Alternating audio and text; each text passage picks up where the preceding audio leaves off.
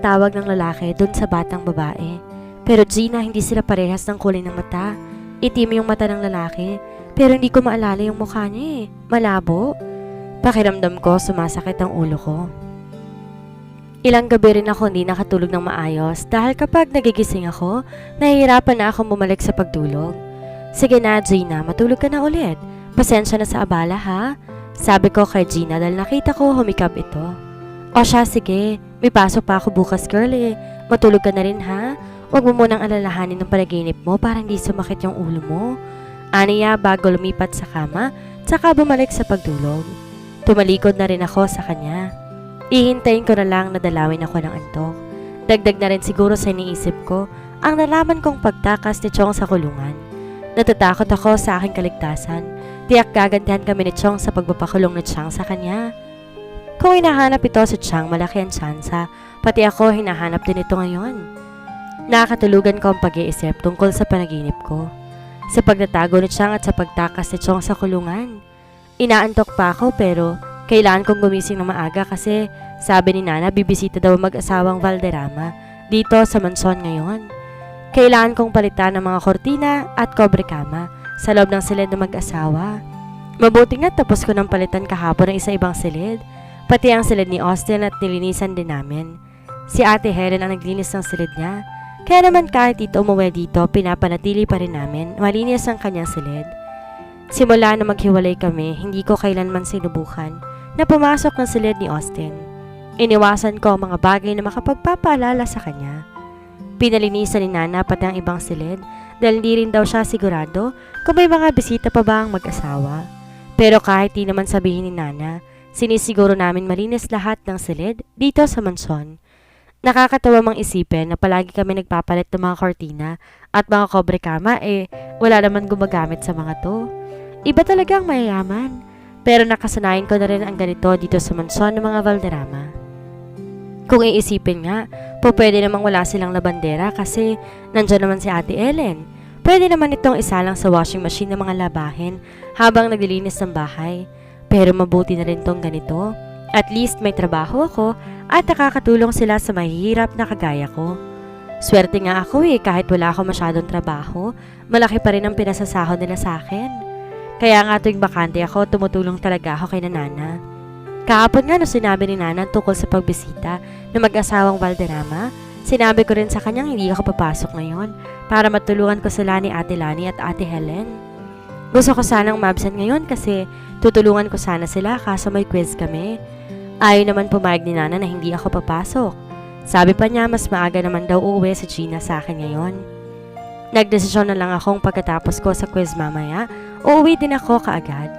Nakakahiya pa. Maitulong kay Nana. Tapos uuwi ka na? Tanong ni Dave. Kaklase at kasama ko sa project namin. Oo Dave, pasensya, nagmamadali kasi ako Bukas na lang natin pag-usapan ng tungkol sa project ha? Katatapos lang ng quiz namin kaya nagmamadali na ako lumabas. Di ko na hinintay pa iba kong kaklase. Bukas na lang kami gagawa ng project namin sa iba naming subject. Kailangan ko nang umuwi. Dumiretso na ako sa sakay ng jeep. Maglalakad na lang ako galing sa gate ng subdivision papunta sa mansyon.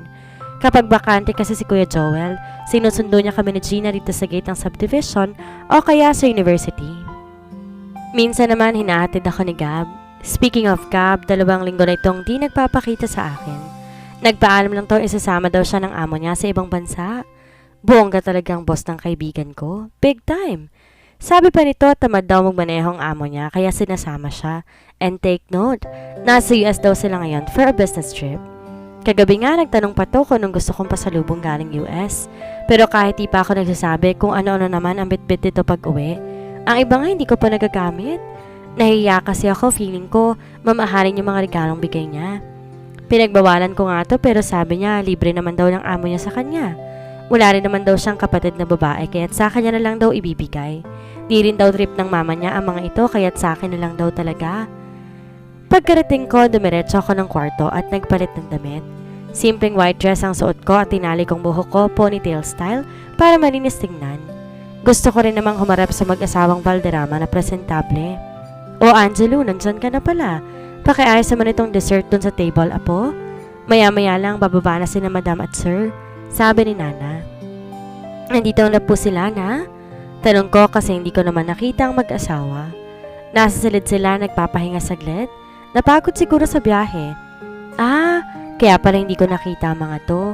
Pero napansin ko ang dalawang sasakyan sa labas kanina. Siguro may kasama mga to. Napansin ko madami na naman kasi ang handang pagkain ni Nana. Kinuha ko yung dessert na sinabi ni Nana at dinala ito doon sa mesang nakalaan para dito. As usual, puno ng iba't ibang pagkain na akala mo piyesta sa dami ng pagkain nakahain. Girl, dyan ka na pala. Pakikuha naman ako sa bulaklak na inayos ng pinsan mo. Nakalimutan kong kunin kanina eh. Nasa likod girl doon sa tinatambayan mo. Pakiusap ni Gina sa akin. Agad akong sumunod sa pakiusap niya kasi napansin ko, busy to kakay sa mesa at iba pang mga kakailanganin. Rick, saan ang mga bulaklak? Tawag ko kay Rick pero hindi ko tumahanap. Rick, ang bulaklak daw, sabi ni G. Di ko natuloy ang aking gustong sabihin dahil sa nakita ko. Para ako natulo sa kinatatayuan ko at halos manigas ako dahil sa hindi ko inaasahang bisita. Nakatalikod to sa gawi ko pero kilalang kilala ko ang bulto ng katawan niya. Amoy ko ang panlalaki niyang pabango, tila nanonood sa ilong ko. Aatras sana ako ngunit di ko na nagawa na pumihit to paharap sa akin. He looked at me with unknown emotion in his eyes. I stared back at him at tila biglang bumilis ang tibok ng puso ko sa muli naming pagkikita. But I have to fight what I am feeling right now. I have to show my respect to him despite what happened between us in the past. I gathered all my strength and took a deep breath bago ko nagsalita. Good evening, Sir Austin. Bati ko sa kanya. Gusto ko palakpakan ang sarili ko dahil hindi man lang ako nautal. Ni walang mababakas na kaba sa boses ko. Kahit ang totoo ng hihina at nanginginig na ang mga tuhod ko. Napansin ko naging seryoso ang mukha ni Austin at naglakad to papalapit sa akin. Tumigil to sa mismong tapat ko at masuyong tumingin sa mga mata ko. I don't know how to react. Parang naparalisa ang utak ko at bigla na lang hindi gumana. Gusto ko sana ihakbang ang mga paa ko paatras pero parang nakapakaw ang mga to. Nakita ko pa nag-alangan to ngunit bago pa man ako makaatras bahagya itong umiti sa akin saka nagsalita. How are you, Angelo? Ibang-ibang ayos ito ngayon kaysa sa larawang nakita ko sa newspaper ilang buwan ang nakakaraan. Di ko naman to pinagmasdan ng maayos dahil binasa ko lang naman ang article headline na kung saan nabanggit na may dinedate na tong doktora. But looking at him right now, parang bumalik ako sa una naming pagkikita. Biglang bumalik ang kaba at naging malakas ang tibok ng puso ko sa di inaasahang pagkikita namin. Pilit kong inaayos ang aking pagtayo dahil pakiramdam ko lumalambot ang tuhod ko sa paraan ng pagtitig niya sa akin. He is wearing dark green three-piece suit pero wala itong tie. Siguro galing opisina at dumiretso dito sa mansyon nila. Ang laki na ng pinagbago ni Austin. Nagmukha siyang bata sa bago niyang gupit. Tingin ko mas lumaki din ang katawan niya ngayon. In short, mas gumwapo at naging mas attractive siya ngayon. Pinadaanan ko ng tingin ang mukha niya. Pansin kong may maliliit na bigoteng mas nakadadaga sa kagisigan niya. Ang kanyang matangos na ilong at mapulang labi, tila nang aakit. Umangat ang tingin ko sa kanyang mga mata na ngayon ay malambing na nakatingin sa akin. Those midnight black eyes that I used to admire before. Gustong gusto kong tingnan ang mata niya noon. But I know better. Hindi na ako magpapadala sa karisma niya. Tama nang minsang umasa ako sa kanya. Alam ko na ngayon kung saan ilulugar ang sarili ko. Austin Valderrama is not the one for me. Ang layo ng agwat na estado namin sa isa't isa. May mga bagay sa mundo na hindi natin pwedeng ipilit. Gaya na lang ng relasyon namin noon. Naranasan kong masaktan at least natutunan ko rin naman na ayusin ang sarili ko. So this is how he moved on after a year? Hindi ko na mabilang ko ilang buwan na nga bang lumipas or umabot ba ito ng taon. Tanging alam ko lang ay nalampasan ko ang sakit na dulot ng first heartbreak ko. Mas minahal at pinahalagan ko ang aking sarili dahil sa nangyari sa akin. It made me realize that I have to grow first in love before I grow in love. May tamang panahon sa pag-ibig and that time is not yet the right time for me. For us, he is right. He has to heal first and I have to understand and respect that. Ang pusong warak, mahirap magmahal ng buo. Kailangan muna nitong maghilom para sakaling may dumating, may bago, magiging handa ito. Katulad ko, Maaga man ako nasaktan kahit papaano, may natutunan naman ako. Muli kong ibinalik ang tingin ko sa mga mata niya at bahagya akong umatras. Nakita kong may gumuhit na lungkot pero agad din namang nawala. Baka namamalikmata lang ako. I don't want to assume things. Makakasama lang to sa akin. Narealize ko nung hiwalayan niya ako na malaki din ang kamalian ko. It's very angelic from the start that he doesn't feel anything towards me. Ako lang ang umasa, but it is all in the past. I have to move forward and forget that stupid mistake. I'm okay po, Sir Austin. Magalang kong sagot at bahagya pa akong umiti. It is true that I am okay now. Kapag pala tinanggap mo isang bagay na hindi para sa'yo, mas madali mo pang makakalimutan to. Pagkatapos ako payuhan ni Gina noon, doon ko na-realize na mas madali ako makaka-move on kung hindi ko na siya hihintayin. Wala din naman kasing kasiguraduhan kung babalikan niya ba ako kapag ayos na siya. Kaya pa nga nakita ko tungkol sa balita. Though I am hurt when I saw it, pero tanggap ko na. I am trying my best to show him a sincere smile pero iwan ko lang kung anong klaseng ngiti ang lumabas sa mukha ko. Nanatili ito nakatingin sa akin na tila binabasa ang kaloob-looban ko. Gusto ko na talagang umalis sa harap niya dahil pakiramdam ko, hindi ko kayang tagalan ang uri ng tingin niya sa akin. Di ko maiwasang maapektuhan kahit simpleng pagtitig niya lamang. Kahit naman dati, kaya nga natataranta ako noon kapag tumitingin siya. Iniwas ko ang tingin ko sa kanya. Pasimple kong inikot ang tingin ko sa palibot, hinanap ang bulaklak na sinasabi ni Gina. Pero totoo kayang nandito ang bulaklak? Hindi kaya alam ni Gina na nandito sa Sir Austin, kaya niya ako pinapunta dito sa likod bahay. Pero hindi. Alam ni Gina kung gaano ko nasaktan noon. Ito pa mismo nagsabi kalimutan ko na to. Muli kong binalik ang tingin ko sa kanya. Ano, magtititigan na lang ba kami dito? Kung wala na itong sasabihin, babalik na ako sa loob. It's been a while, Angelou. I'm happy that you're doing fine. Saad ni Austin sa akin. I can feel the sincerity in his voice. Gusto ko sana kamustahin pa siya pero pinili kong wag na lang. By simply looking at him right now, I know that he is doing well. Thank you, Sir Austin. Yeah, it's been a while. Tugon ko sa kanya. Anyway, sir, maiwan ko na po kayo. May hinahanap pa po ako. Di ko na hinintay pa ang sagot niya. Nilagpasan ko to at tinawag ko ulit si Rick. Dumiretso ko sa dulong bahagi ng hardin. Baka sakaling nandun ito pero wala ako nakita. Di ko rin mahanap ang bulaklak na sinasabi ni Gina. Hindi ko alam kung babalik pa ako sa loob. Ano ang sasabihin ko kay Gina? Wala din naman akong gagawin dito sa likod. Tsaka hindi ko rin mahanap si Rick. So, how's life, Angelou? Napahinto ako. Akala ko pumasok na to sa loob. Hindi ko kasi namalayan. Simunod pala to sa akin. Kahit nakatalikod ako sa kanya, ramdam ko ang intensidad ng mga tingin ni Austin sa akin. Para ko napako sa kinatatayuan ko.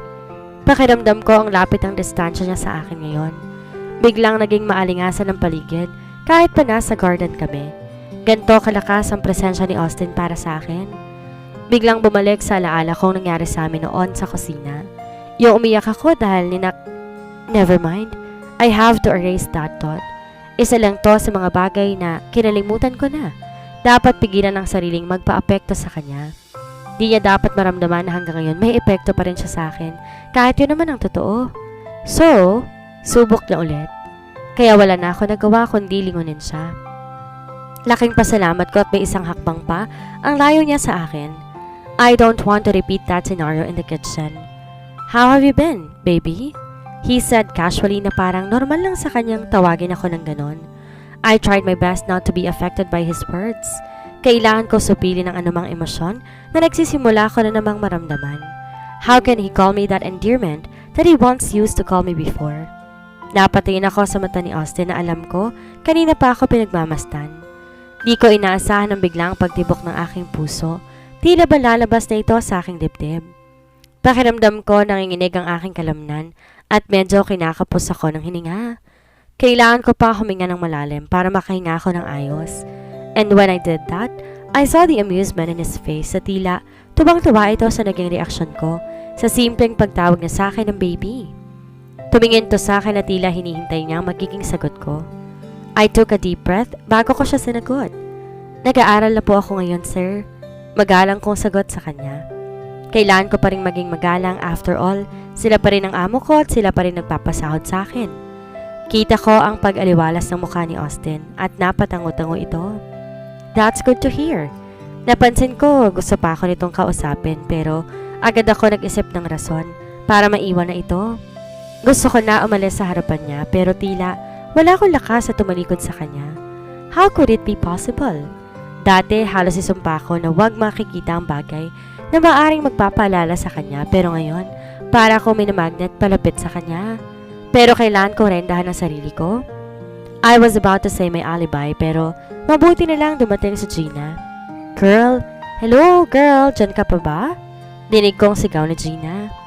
Siguro naisipan nitong sundan ako dahil hindi agad ako nakabalik. Mabilis akong naglakad palapit sa kanya at iniwan ko si Sir Austin nang hindi nagpapaalam. Tiningnan ko itong maigi, baka mabasa ko sa mukha niya kung sinasadya ba itong papuntahin ako dito dahil alam nitong nandito si Sir Austin. Pero para namang wala itong alam. Nakita ko ang pagtataka nito sa mukha ko. Hindi ko na lamang dinabanggit sa kanya ang pagkikita at pag-uusap namin ni Sir Austin. Wala din namang halaga ito. It's just a casual conversation between an employee and employer. Simpleng kamustahan lang naman, wala nang iba pa. Di ko mahanap si Rick, Gina. Tsaka wala ko makitang bulaklak na nakaayos na. Pumunta ako na doon at Ay, sorry girl. Nagkasalisikin ni pinsan. Nandun ang bulaklak sa loob na ayos ko na. Sinundan kita dito para makapasok na tayo sa loob. Tara. Andun na sina madam sa sala. Maya-maya, kainan na mga yon kapag dumating na yung mga bisita nila. May bisita sila? Tanong ko habang naglalakad kami papasok. Yon ang sabi ni Nana kanina. May bisita pa raw darating. Di naman binanggit ni Nana kung sino. Tumango na lamang ako. Sa bagay, kahit banggitin ni Nana, siguradong di din namin kilala ang mga to. Dumiretso kami ni Gina sa kusina. Kausap nito si Ate Lani at Ate Helen. Dinig ko pinag-uusapan nilang bisita pero agad tumigil ang mga ito sa pagkapasok namin ni Gina.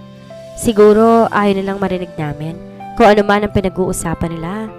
Gina, may kukuhon lang ako sa saglit. Paalam ko kay Gina. Wala naman talaga akong kukunin. Rason ko lang yun para makaiwas kay Sir Austin sakaling magawi ito sa kusina. Lalabas na lang ako mamaya kapag dumating na ang bisita nila para makatulong ako sa pag-aasikaso ng mga to. I am busy fixing my hair when my phone rang. Nung tinignan ko ito, nakita kong pangalan ni Gab sa screen. Doll! Excited itong bate pagkapindot ko pa lang. Hello kuya! Natatawa kong bati sa kanya. I heard him groan. Kahit di ko nakikita ang pagmamukha nito, alam ko nakabusango to dahil tinawag ko siyang kuya. Ewan ko ba dun? Talaga namang kuya ko na siya eh. Ang layo kaya ng age gap namin. Pero tila allergic to sa salitang kuya. At ayaw na ayaw nitong tinatawag ko siyang ganon. Hi Gab, kamusta? Napatawag ka ata. Bati ko ulit dito nang hindi ito nagsasalita. I'm outside. Doll? Ha? Medyo napalakas pa ata ang boses ko. What do you mean outside? As in, sa labas ng mansyon? Natataranta kong tanong. Bakit ngayon pa? Ngayon pa talagang nandito ang mga Valderrama? Why? Is there any problem? Nagtatakang tanong nito sa akin. Yes, I mean, no. Hindi ko alam kung anong sasabihin ko sa kanya. Dati pa kasi mainit ang ulo ni Sir Austin sa kanya at ganun din naman ito. Baka magpang-abot silang dalawa. Pero sa bagay, dati pa naman yun. Wala namang rason magalit si Sir Luke sa kanya dahil di na naman to nagtatrabaho dito sa mansyon nila. Bakit ka nga pala nandito? Bawi ko sa kanya. I just want to give you my gifts. Kakarating ko lang at tumiretso na ako dito. Ramdam ko biglang nalungkot ang boses niya. Na-guilty tuloy ako. Excited pa naman tong tumawag sa akin. Kasi I trailed off. Di ko alam paano sasabihin sa kanya na nandito ang mga Valderrama. Kasi what? Come on, saglit lang to, doll. Okay, sige, hintayin mo ako dyan. Pero saglit lang talaga ha. May bisita kasi kami nga asikasuhin ngayon, pasensya na. Yeah, it's okay. I miss you, doll. I miss you too. Sige na, lalabas na ako, bye. Papalabas na sana ako ng silid, ngunit natigil ako nung makita kong nasa pinto Si Sir Austin. Di ko maalala kung naisara ko ba ng ayos ang pinto kanina pagkapasok ko. Strikto tong nakatingin sa akin at tila galit na naman. Nakaigting pa ang pangat, nakakunot pa nga ang noo niya. Napalunok ako dahil pakiramdam ko sa akin to nagagalit. Pero ano na naman ba ang kasalanan ko? Iniwasan ko na nga siya, pero siya naman yung lumalapit sa akin ngayon. Lalagpasan ko sana ito, ngunit bigla ito nagsalita. Where are you going, baby? Seryosong tanong ni Austin sa akin. At dito na po nagtatapos ang kabanata ng ating kwento. Sana'y muli niyo po akong samahan sa mga susunod pang kabanata. Maraming salamat po. Ingat po tayong lahat.